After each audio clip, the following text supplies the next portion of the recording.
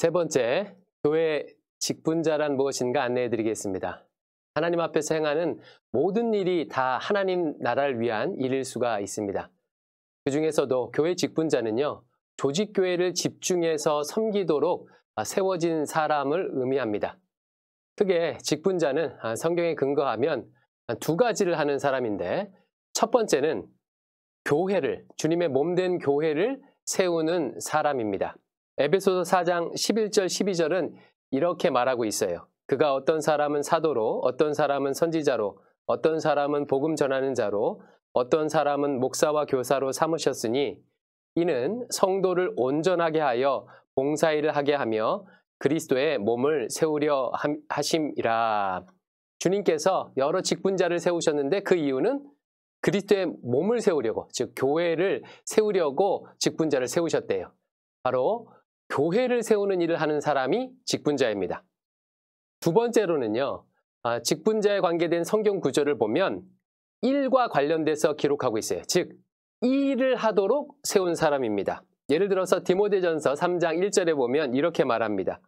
미쁘다 이 말이여 곧 사람이 감독의 직분을 얻으려 함은 선한 이 일을 사모하는 것이라 함이로다. 감독의 직분, 장로의 직분과 선한 이 일을 연결시키고 있죠. 직분자는요, 이 일을 하는 사람입니다. 즉, 그냥 타이틀이 아닌 거예요. 흔히들 착각하는 것 중에 하나가 우리가 안수를 받을 때 그 사람에게 안수한다고 생각해요. 하지만 성경의 개념은 그렇지 않습니다. 그 일을 하는 사람에게 안수하는 것입니다. 다른 말로 하면 그 일을 하고 있을 때 목사고, 그 일을 하고 있을 때 장로고, 그 일을 하고 있을 때 집사고 권사라는 뜻입니다. 즉, 그 일을 하고 있지 않으면 더 이상 그 직분자가 아닌 거죠.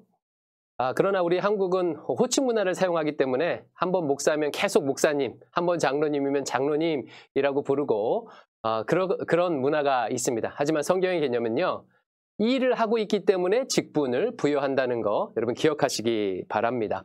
자, 직분자는 어떤 사람이라고요? 두 가지.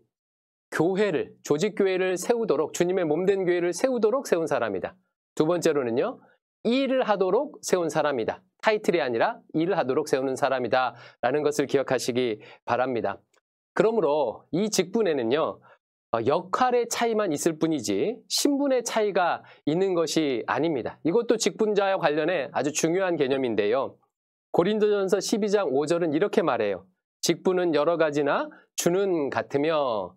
자, 같은 주님 안에서 여러 가지 직분이 있다는 거예요. 즉, 같은 주님 안에서 모든 직분은 동등하다는 것입니다. 즉, 직분의 차이가 있다고 인격의 차이가 있다는 것이 아니라는 뜻입니다.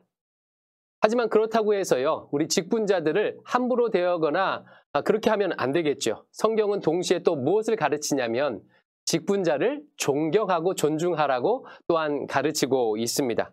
디모데전서 5장 17절 말씀은 잘 다스리는 장로들은 배나 존경할 자로 알되 라고 말하고 있어요. 즉, 직분을 감당한 사람들을 향해 우리 신도들이 보여야 할 마땅한 태도는 존중하고 존경하고 따르는 것입니다. 즉, 동등하지만 또 한편으로는 그 직분을 감당하는 자를 존중하라고 이야기하고 있습니다. 이와 같은 것이 바로 직분자의 역할이자 또 직분의 의미입니다. 알고 기도하고 투표합시다.